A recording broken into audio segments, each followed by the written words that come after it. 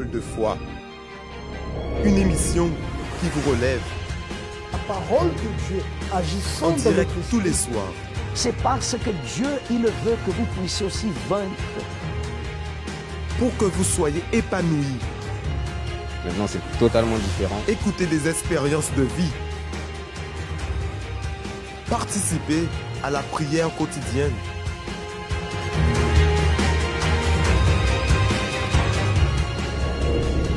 Vous assistez à l'émission Parole de vie. Bonsoir à toutes et à tous, soyez bienvenus dans votre émission Parole de vie.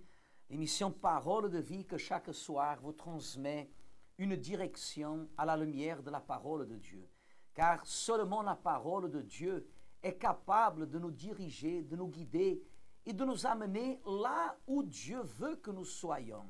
Il y a un endroit que nous considérons être crucial, que nous devons demeurer et pas que rester pendant quelques instants.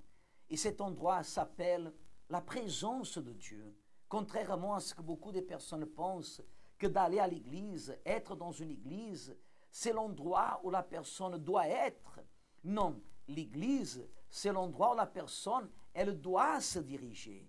Mais c'est dans la présence de Dieu qu'elle doit se maintenir, et pas seulement pendant quelques instants, mais établir une vie pour toujours dans la présence de Dieu est réellement, selon la parole de Dieu, la meilleure chose que l'homme peut décider, parce que la présence de Dieu, elle nous protège, elle nous guide, elle nous garde, et surtout, elle nous fait montrer la gloire de l'Éternel à travers un témoignage réel, sincère et véritable. Pasteur André, bonsoir. Bonsoir, évêque. Nous savons et nous croyons que c'est le Saint-Esprit, la plus grande bénédiction que Dieu, il nous a promis. Si nous pouvons considérer le baptême du Saint-Esprit comme étant une promesse, nous pouvons la considérer comme étant la plus grande des promesses. Exactement, évêque. Bonsoir à tous. Le baptême du Saint-Esprit, c'est ce qui a été promis par le propre Seigneur Jésus. Lorsqu'il a dit qu'il s'en allait, mais qu'il allait nous laisser son esprit. Le Saint-Esprit qui est une puissance. Et toutes les personnes qui lui reçoivent, qui reçoivent le Saint-Esprit, reçoivent aussi cette puissance, reçoivent aussi ce pouvoir. Et plus jamais la vie de la personne sera la même. Toutes les personnes qui viennent au centre d'accueil universel, qui se dédient et qui acceptent la direction qui sort de l'hôtel, à partir de ce moment-là, la vie de cette personne laisse d'être la même. Elle passe à être une personne heureuse avec, elle passe à être une personne épanouie, une personne différente.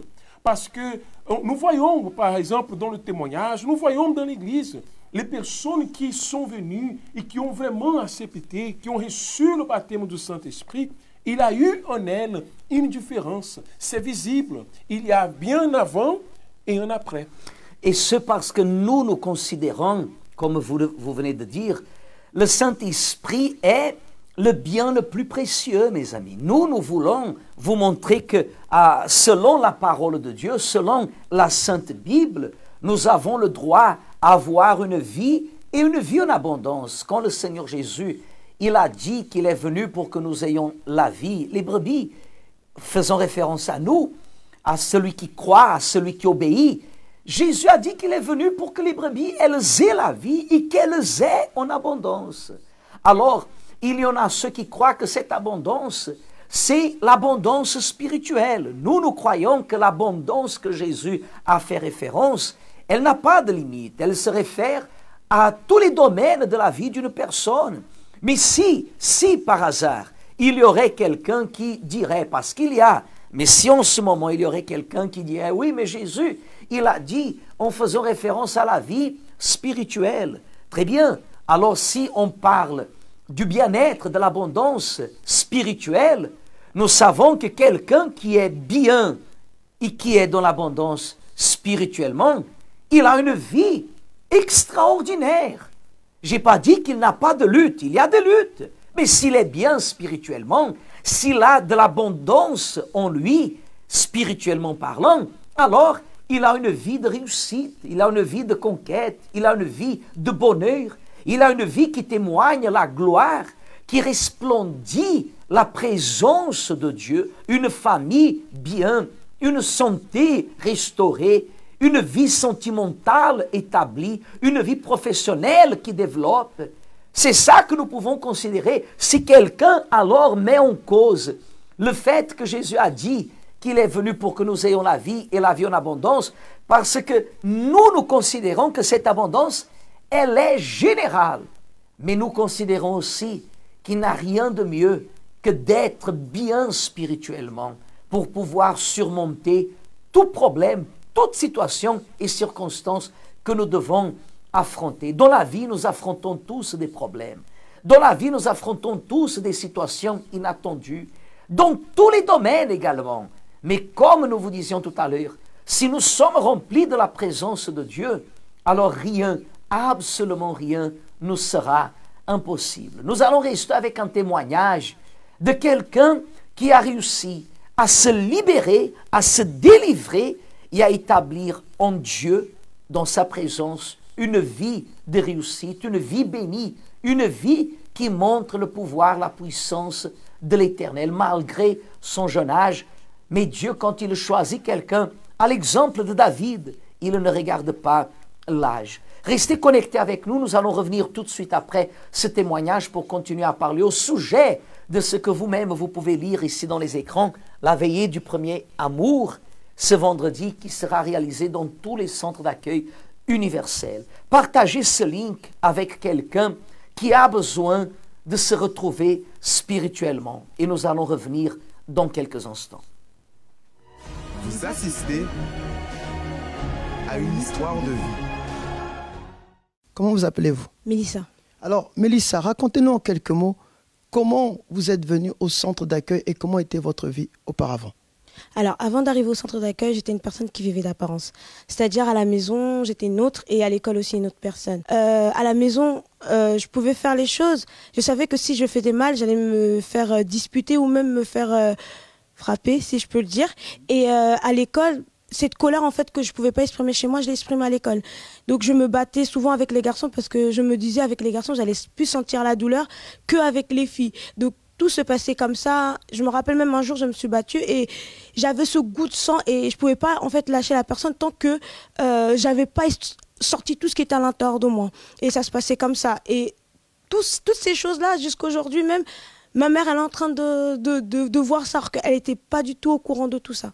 Et j'étais vraiment mal à l'intérieur de moi. Alors, qu'est-ce que vous avez fait? Quand je suis arrivée au centre d'accueil, au début, je n'avais pas reconnu que j'avais ce mal-être à l'intérieur de moi. Il a fallu beaucoup de temps pour que je puisse reconnaître que j'avais ce mal-être à l'intérieur de moi. Un jour, il y a eu ma délivrance et en me parlant, un des serviteurs me parlait et il m'a dit « il faut que je dise tout ce que j'ai à l'intérieur de moi par rapport à la personne, qu'est-ce qui se passe en moi ».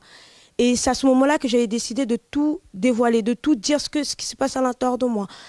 Et ce jour-là, c'était avec ma tante. Et c'était une personne que j'avais beaucoup de haine envers elle. Beaucoup de haine envers elle. Que ce soit elle ou même mes parents, j'avais beaucoup de haine parce qu'ils m'avaient laissé... mes parents m'ont laissé à ma tante très jeune.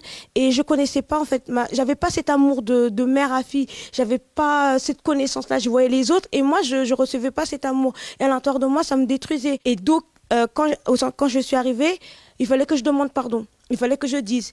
Et c'est à ce moment-là, quand j'ai décidé de dire ce qui se passe à l'intérieur de moi, c'est à ce moment-là que tout a complètement changé. C'est-à-dire, la situation à la maison, c'était devenu difficile. C'était insupportable. Voilà, exactement. C'était vraiment difficile au point où ma tante, elle ne nous parlait pas, elle nous faisait certaines choses que... Voilà, et c'est à ce moment-là, je suis arrivée à me dire, mais comment une personne peut faire ça? Et c'est là que j'ai commencé aussi à avoir la haine envers ma mère biologique. J'ai commencé vraiment à la détester. Et après ça, il y a aussi le décès de mon père. Et je me suis retrouvée sans personne, en fait. Parce que c'était un pilier pour moi, mon père. Et l'avoir perdu, c'était le chaos pour moi. Alors, vous avez eu la connaissance de la chaîne de prière, vous avez eu la connaissance de la campagne d'Israël. Quel chemin vous avez emprunté pour avoir le changement dans votre vie? Déjà, comme je disais, c'était le pardon. Commencer par le pardon parce que c'était plus important pour moi. Le premier jour où je lui avais demandé pardon, c'est comme si je m'étais sentie bien, mais il manquait encore quelque chose. Donc j'ai commencé à suivre les chaînes de prière et à venir un peu plus souvent au centre d'accueil, parce qu'au début je venais que le dimanche. J'ai commencé à venir le mercredi, venir le vendredi et venir le dimanche. J'ai commencé vraiment à approfondir dans ma relation avec Dieu. Et c'est là que j'ai commencé vraiment à faire ce travail en moi et aussi me demander pardon à moi-même, parce que le travail ne se faisait pas seulement en demandant pardon à ma tante, mais il fallait que je me demande aussi pardon parce que je me détruisais intérieurement. Et ce qui fait que, à travers ces chaînes de prière, j'ai aussi eu l'opportunité de pouvoir demander pardon à ma mère, face à face. Et au jour d'aujourd'hui, c'est différent. Alors, si on va parler de Mélissa, qu'est-ce qu'on pourra dire d'elle aujourd'hui? Que c'est une fille totalement différente. Dans le caractère, j'étais très agressive dans mes mots. Je parlais très mal, mais sans m'en rendre compte. Sans vraiment m'en rendre compte, je parlais très, très, très mal. Et au jour d'aujourd'hui, en fait, ça a changé. La Mélissa que j'étais avant aujourd'hui, c'est totalement différent. Je me bats plus. J'ai plus cette haine, j'ai plus la colère. J'aime ma mère, j'aime ma tante. Tout se passe bien aujourd'hui. On s'entend. Si vous vous relatez à ce témoignage, c'est sûr que quand vous allez adopter cette foi, alors votre vie va changer. Que Dieu vous bénisse. Vous assistez à l'émission Parole de vie. Le manque du Saint-Esprit est la raison pour laquelle beaucoup ne restent pas dans la foi. Le plus grand problème des personnes qui ne l'ont pas encore reçu est qu'elles demeurent préoccupées à satisfaire leur propre volonté. N'aimez point le monde, ni les choses qui sont dans le monde. Si quelqu'un aime le monde, l'amour du Père n'est point en lui. Le Saint-Esprit est celui qui nous donne la paix, la force, la sagesse et le pouvoir pour affronter et vaincre le monde. Durant 7 jours, nous allons nous réunir pour nous dédier à la prière et au jeûne, à la recherche du bien le plus précieux, l'Esprit de Dieu. Vous êtes convoqués pour participer au jeûne du Saint-Esprit. Une semaine de sanctification. Du jeudi 28 février au mercredi 6 mars. Loin du monde et plus près de Dieu. Pour plus d'informations, contactez-nous au 01 53 35 85 11. Vous venez de suivre le témoignage de Mélissa et vous avez pu constater qu'à travers la foi, l'impossible est devenu possible. Et c'est ce qui se passe justement au centre d'accueil universel. Quand la personne croit et elle met en pratique la parole qui sort de l'autel, elle voit le résultat, indépendamment de la personne, de la race, de la couleur et même de l'appartenance religieuse. Parce que nous ne sommes pas ici pour vous parler d'une religion ou vous imposer une religion. Mais nous sommes ici pour vous parler d'un Dieu vivant, d'un Dieu véritable qui est capable d'échanger, de transformer la vie de toutes les personnes qui croient. Comme a été le cas avec de Mélissa qui est venue, qui a cru, qui a mis en pratique la parole de Dieu et aujourd'hui, elle est complètement transformée. La vie d'une personne, quand elle vient à l'église, sans aucun doute, direct ou indirectement, a besoin d'être restaurée. Toute personne qui arrive dans le centre d'accueil universel, certainement, elle a besoin d'avoir une vie restaurée, de voir un changement, d'obtenir une transformation. Mais la vérité, c'est que après avoir conquis cette transformation, elle a besoin de quelque chose de plus. Et c'est exactement à ce sujet, au pasteur André, qu'on a même parlé aujourd'hui dans le centre d'accueil, par rapport au peuple d'Israël, qui est resté 20 ans, 20 années, ils sont restés éloignés de l'arche. L'arche n'était plus entre les mains des Philistins. Mais même comme ça, une fois l'arche récupérée, que Dieu l'a établie là où il fallait qu'elle soit, à ce moment-là, la Bible dit que le peuple, ils sont restés 20 ans éloignés de l'arche. Mais ils savaient où elle était. Et des fois, la personne, elle est dans l'église et elle a un témoignage. Elle peut témoigner, elle peut rendre un témoignage de ce que Dieu a fait à travers sa foi. Cependant, elle est loin de la présence de Dieu. Et c'est ça qui fait la différence. C'est pour cela qu'il y a des personnes qui ont des mauvais regards vis-à-vis de l'Église, des églises. C'est pour cela qu'il y a des personnes qui regardent l'Église, parce que regardant l'Église, ils regardent les membres de l'Église, les personnes qui participent, les personnes qui viennent prier, qui vont dans les églises prier, toute église confondue, et elles restent déçues. Pourquoi? Parce que beaucoup de personnes ont une vie éloignée de la présence de Dieu.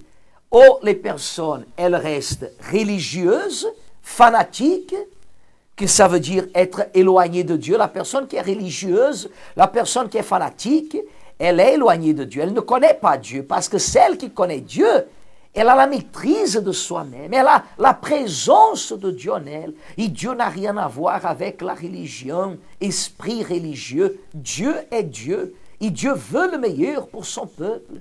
Et Dieu veut le meilleur pour ses enfants.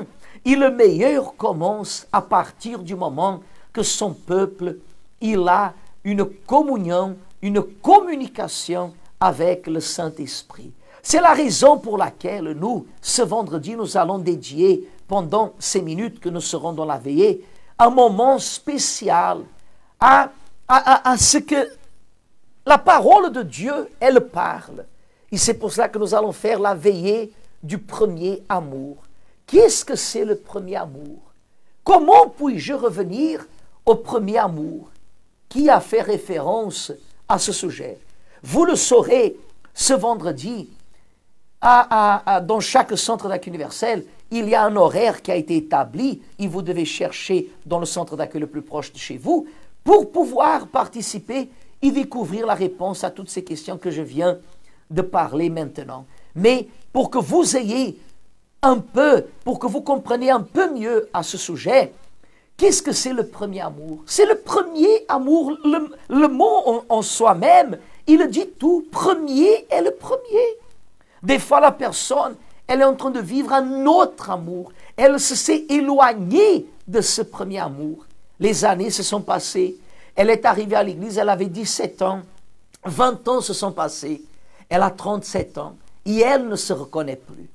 Elle ne se reconnaît plus. C'est le genre de personnes, Pasteur André, qui vivent toujours en lamentant les années qui se sont passées. En disant, ah, si j'avais su, ah, si je savais que cela allait arriver. C'est comme si les années se sont passées et au lieu de témoigner, de se sentir réalisée aujourd'hui, c'est comme si c'était une situation pénible qu'elle est en train de vivre. Oui, elles se sentent frustrées, c'est comme si elles n'avaient rien reçu.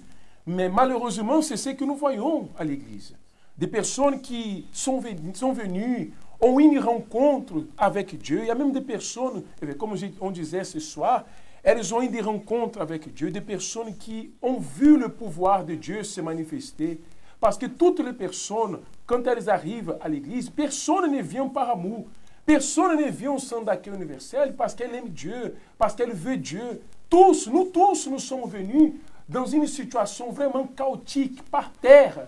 Mais lorsque nous sommes venus, nous avons compris, le pasteur, à travers la parole de Dieu, nous a montré ce premier amour. Et nous avons eu cette rencontre avec Dieu. Le problème, c'est qu'au fil du temps, les personnes, elles font comme le peuple d'Israël, qui avait déjà vu le pouvoir de Dieu se manifester à travers l'arche qui représentait la présence de Dieu. Mais à un moment donné, ils se sont éloignés. Et voilà, ils ont commencé à devenir idolâtres, à adorer, à répéter d'autres dieux.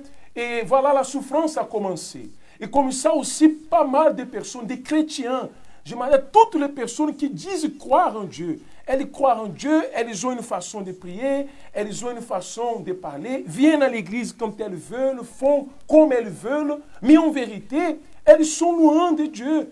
C'est pour cela, avec plusieurs personnes, aujourd'hui, disent, mais je ne sens plus rien, je ne vois plus Dieu dans ma vie. Je sens qu'aujourd'hui, Dieu, il est éloigné de moi, il ne m'écoute plus. Ce n'est pas que Dieu est loin de la personne, mais c'est elle qui s'est éloignée de Dieu. Et David, dans un de ses psaumes les plus connus dans la Bible, il dit, parmi tous les psaumes que Dieu l'a inspirés, David, il a supplié, quand il a dit, « Ô Dieu, crée en moi un cœur pur, renouvelle en moi un esprit bien disposé, ne me rejette pas loin de ta face et ne me retire pas ton Esprit Saint.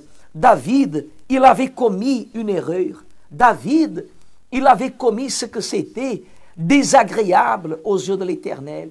Mais sa seule supplication consistait à que Dieu ne vienne pas à l'éloigner de son esprit, que Dieu garde son cœur pur, pour qu'il puisse avoir toujours un esprit bien disposé et en conséquence avoir une communion avec l'Esprit de l'Éternel. Sans lui, on ne peut absolument rien. Nous allons continuer avec un autre témoignage, parce que les témoignages justifient toujours. C'est comme dans la Bible. On ne se fatigue pas de lire les témoignages que Jésus, il nous a laissés à travers la manifestation de son pouvoir en réponse à la foi de tous ceux et celles qui ont agi envers lui. Alors restons avec un autre témoignage, et tout de suite après ce témoignage, nous allons revenir pour alors élever une clameur. Notre eau qui est déjà ici, vous devez préparer votre bouteille d'eau ou votre verre d'eau pour que nous puissions la consacrer au moment de la prière. Vous assistez à une histoire de vie. Je suis ici avec Madame Nelly. Aujourd'hui, elle est avec nous, elle est délivrée et elle va dire ce que Dieu a réalisé dans sa vie. Madame Nelly, bonjour. Bonjour. Comment étiez-vous avant d'arriver au centre d'accueil universel? Eh bien, avant d'arriver au centre d'accueil universel, j'étais vraiment triste. J'étais une personne triste. Vraiment, j'avais des problèmes. J'étais dans une autre église, mais bon, rien n'allait.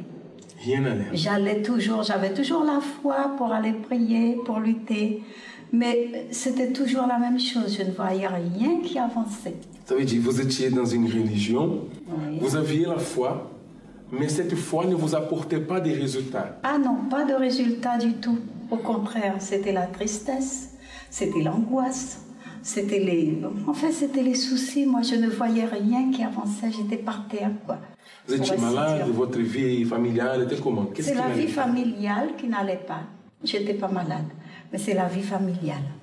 Parce que je suis venue ici, pour tout vous dire, j'ai eu une mutation par rapport aux souffrances que j'ai subies, aux trahisons que j'ai subies.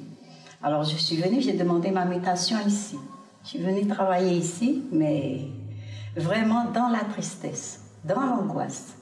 Je voyais une voiture passer, j'avais déjà peur parce que j'ai subi des souffrances. Alors je suis venue et puis j'étais toujours dans ma foi, j'allais toujours à l'église, j'allais toujours prier, mais bon. Donc comment est-ce que vous êtes arrivé ici au centre d'accueil? Vous avez été invité, ça a été par une émission ou bien une évangélisation? Pour vous dire, chaque fois que je recevais une invitation autre que la religion, que l'église que je suivais, j'étais pas contente. Donc vous étiez accro à la religion? Voilà, j'étais accro. Alors ma fille m'a porté un jour un semeur. J'ai dit, mais d'où tu sors avec ça encore? Mais comme par hasard, je n'ai pas jeté, je n'ai pas déchiré comme je fais d'habitude. Je l'ai laissé de côté. Quelques jours après, je l'ai repris, je l'ai relu avec mon temps. Je l'ai remis de côté. Une troisième fois, j'ai dit non, aujourd'hui, il faut que j'aille voir. Quelles sont les prières que vous avez participé? Quand je suis arrivée, le pasteur, j'ai écouté tout ce que le pasteur disait. Je faisais les chaînes de prière. Je suis venue en mai 2003 et il y avait une campagne en juillet 2003. Vous êtes lancée? Je me suis lancée. Et je me suis lancée, à partir de ce moment, j'ai vu un changement dans ma vie. Vous êtes heureuse aujourd'hui? Ah oui, je suis plus de tristesse, plus de tristesse, plus rien. Je suis guidée par le Saint-Esprit. Excusez-moi, Madame Nelly, vous avez quel âge? J'ai 73 ans. 73 ans. Oui. Est-ce que vous êtes malade? Non, je ne suis pas malade, pasteur. Vous voyez, elle est venue au centre d'accueil, Dieu l'a transformée en bonne santé, une servante de Dieu. Et voilà, c'est ce que Dieu veut faire aussi dans votre vie. Il suffit de profiter de l'opportunité que Dieu vous donne. Et certainement, votre vie changera. Que Dieu vous bénisse. Vous assistez à l'émission Parole de vie. Dans l'univers de la foi, Des millions de personnes se sont remises au Seigneur Jésus et ont probablement déjà vu son pouvoir dans leur vie. Ayant reçu la guérison, la délivrance, la paix, elles ont à leur tour commencé à annoncer la bonne nouvelle qu'une solution au problème est possible. Mais le temps passant, elles ont sans s'en rendre compte perdu le premier amour.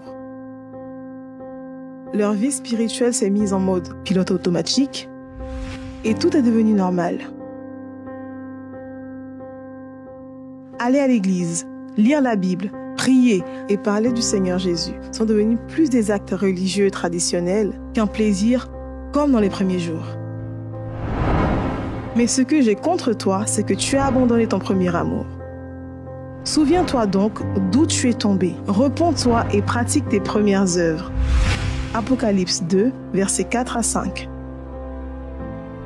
Si vous reconnaissez que vous avez besoin d'un renouvellement spirituel, pour revenir aux premières œuvres, participez à notre grande veillée du 1er mars, la veillée du premier amour. En ce jour, vous aurez l'opportunité d'être renouvelé, ravivé et par-dessus tout, être rempli du Saint-Esprit. Vous êtes invité à une nuit mémorable et glorieuse. La veillée du premier amour. Le vendredi 1er mars, dans chaque centre d'accueil. Pour connaître l'horaire de votre centre d'accueil, renseignez-vous au 01 53 35 85 11 ou sur le site centredaccueil.fr. Bien, mes amis, le témoignage de Madame Nelly montre comment quelqu'un qui vivait dans une souffrance pénible, terrible, comme elle témoignait, pleine de tristesse, d'angoisse, à cause de tant de problèmes qu'elle a vécus. Et en venant au centre d'accueil universel, participant des chaînes de prière que nous avons, à l'exemple de celle qu'on aura déjà demain dans les centres d'accueil universel, je dis que c'est la chaîne, la prière pour la famille. Et le soir, la thérapie de l'amour. Elle a participé des chaînes et elle a réussi à anéantir, à mettre un terme à ces souffrances qu'elle a vécues, à ces tristesses, à ces angoisses, à ce mal qui la dominait, qui la perturbait. Et comme ça, elle a été délivrée. Mais le plus important, c'était la présence de Dieu. C'est la présence de Dieu. Il faut que l'Église comprenne que sans le Saint-Esprit, nous ne pouvons absolument rien. Le Saint-Esprit doit être une priorité. Non, ce n'est pas du fanatisme de notre part, mes amis. Ce n'est pas de la religiosité de notre part, mais c'est la conscience de la foi de tout chrétien qui véritablement veut être un adorateur qui adore l'Éternel en esprit et en vérité. Il ne peut pas se permettre de continuer à vivre éloigné de la présence du Saint-Esprit, Pasteur André. Oui, tel que nous avons besoin de l'air pour respirer, nous avons besoin du Saint-Esprit. On ne peut pas vivre sans lui. On ne peut pas vivre sans l'air, n'est-ce pas? On a besoin de l'air pour pouvoir respirer. Tel est le Saint-Esprit. On ne peut pas vivre sans lui. Même ceux qui sont à l'église doivent vraiment se dédier pendant ces 7 jours, se lancer véritablement pour pouvoir recevoir la plénitude du Saint-Esprit. Parce que c'est ça, Dieu, il veut répandre son esprit sur toutes les personnes qui le cherchent et qui croient en lui. Alors si vous recevez cette plénitude, certainement votre vie, elle ne sera plus jamais la même. Très bien, mes amis, c'est le moment d'élever une clameur à l'Éternel et déjà lui présenter notre désir d'avoir la plénitude du Saint-Esprit dans notre vie. Dans quelques instants, nous allons revenir dans quelques secondes. Préparez votre verre d'eau, invitez quelqu'un à participer de cette prière. Dans quelques secondes, nous allons élever cette clameur à l'Éternel.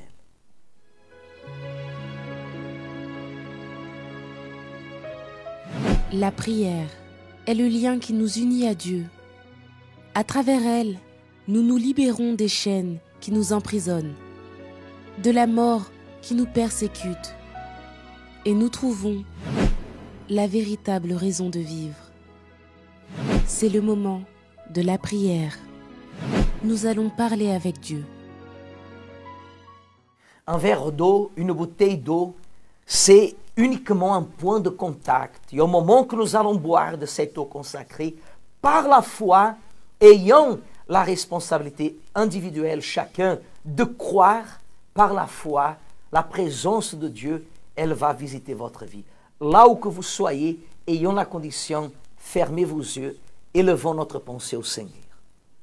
Seigneur notre Dieu et Père, au nom de ton Fils bien-aimé Jésus-Christ, nous élevons en ce moment notre clameur. Parce que nous n'acceptons pas croire en Dieu grand, en Dieu immense, au Dieu vivant, et voir, mon Père, tant de personnes malheureuses, tristes, angoissées, des personnes, mon Père, qui pensent à mettre un terme à sa vie parce que pour elle pense qu'elle est née pour souffrir, parce que ça ne va pas du tout dans la vie sentimentale, familiale. Des personnes, mon Père, qui ayant cherché partout, ayant frappé à plusieurs portes, elle n'a trouvé que des ennuis, elle n'a trouvé que des problèmes, Seigneur. Combien de personnes en ce moment, mon Père, qui nous écoute, Seigneur Jésus, souffre dans la famille. La famille est divisée, c'est des disputes, c'est des querelles, c'est des vices, c'est la séparation. Mais mon Père, nous te demandons en ce moment, visite cette maison. Et là où se trouve cette malédiction, ces problèmes, Seigneur, cet esprit qui tourmente cette maison et empêche cette personne de dormir, qui empêche ses enfants de dormir, cet esprit qui rend cette personne malade, qui ronge son corps, la rend malheureuse. Peut-être même le médicament ne fait plus d'effet dans son corps. Elle a tellement pris des sonifères pour dormir qu'aujourd'hui, même les sonifères ne font plus d'effet. Que ton esprit, que ta force puisse pénétrer maintenant pour enlever ce mal, pour enlever cette souffrance, cette personne qui, à cause d'un problème familial, à cause d'un problème de travail, à cause d'un problème quelconque, elle se trouve enfermée dans une chambre ou internée dans un hôpital, mon Père psychiatrique. Seigneur, que ton pouvoir entre maintenant dans son corps et enlève ce mal, enlève cette souffrance. Au nom du Seigneur Jésus, force maligna, sors du corps de cette personne maintenant. Il ne revient plus jamais. Aucune douleur, aucun symptôme, aucune influence maléfique a le droit de revenir dans la vie de cette personne, dans l'autorité qui nous a été confiée. Au nom du Seigneur Jésus, nous vous déclarons, soyez libres, mes amis, et recevez par la foi, recevez en ce moment les vertus, la plénitude de la présence de Dieu. Je consacre cette eau, nous consacrons cette eau au nom du Seigneur Jésus. Buvons, mes amis, avec la foi, un peu de cette eau maintenant.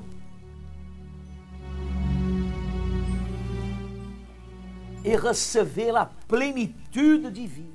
Recevez en ce moment la présence de Dieu qui vous capacite, qui vous fortifie, qui vous renouvelle, qui vous donne la force et qui vous donne la vraie vie, le vrai bonheur. Au nom du Père, du Fils et du Saint-Esprit. Amen et Amen. Grâce à Dieu. Amen. Grâce à Dieu, mes amis. Restez là où vous êtes. À peine 2-3 minutes de plus pour que nous puissions vous donner un exemple à ce qui représente la présence de Dieu. Faites attention, s'il vous plaît. Quand la présence de Dieu, elle est dans la vie d'une personne, les choses ne sont pas anormales. Si vous constatez que dans votre vie, il y a quelque chose qui est anormal, la présence de Dieu n'est pas là. La présence de Dieu n'est pas là. Mais comment comprendre si c'est normal ou si c'est anormal? Comment, Pasteur André, comprendre si c'est normal ou anormal? Parce que, par exemple, aujourd'hui, c'est le 27 février et nous vivons, à titre d'exemple, une journée que nous pouvons presque correspondre cette journée à une journée du mois de juin. Or, ce n'est pas normal le climat que nous avons ici en France. Ainsi de même, c'est la vie de la personne. C'est la vie de la personne. Si elle constate qu'il y a un climat qui n'est pas normal, compatible à la parole de Dieu, à la présence de Dieu, ça montre qu'il y a quelque chose qu'elle doit faire pour changer de vie. Justement, elle doit tout de suite se remettre en question et chercher chercher le centre d'accueil le plus proche de chez elles.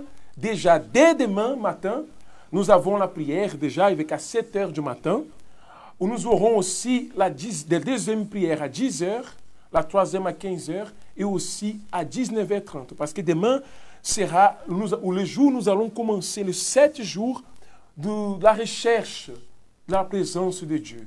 Parce que si elle voit que sa vie ne va pas bien, que tout va mal, elle a besoin de prendre une décision tout de suite, de se réveiller pendant qu'il est temps, pendant qu'elle est encore en vie, pendant qu'elle est encore vivante.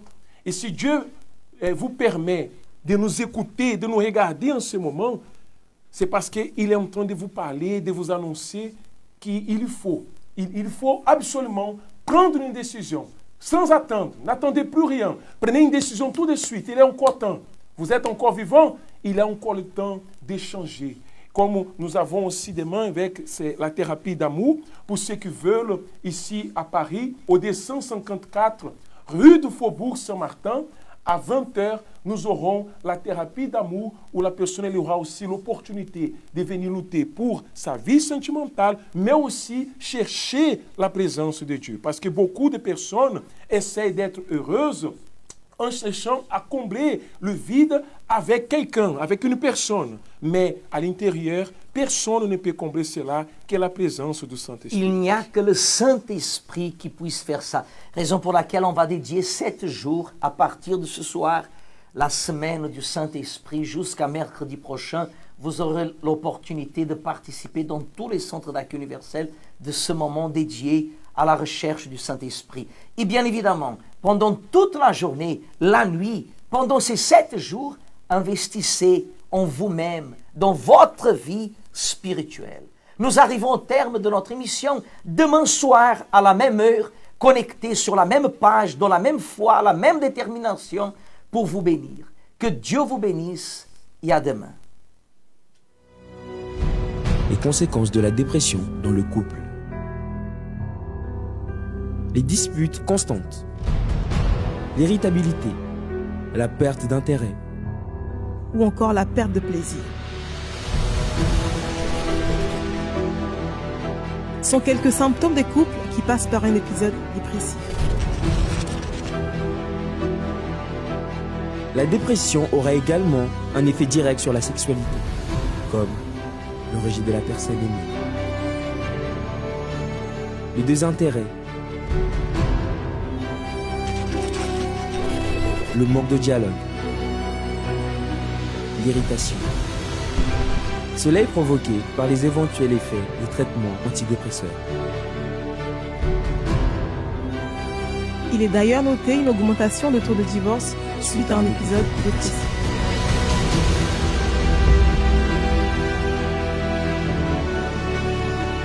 La dépression est une solution. Le souci n'est pas la solution.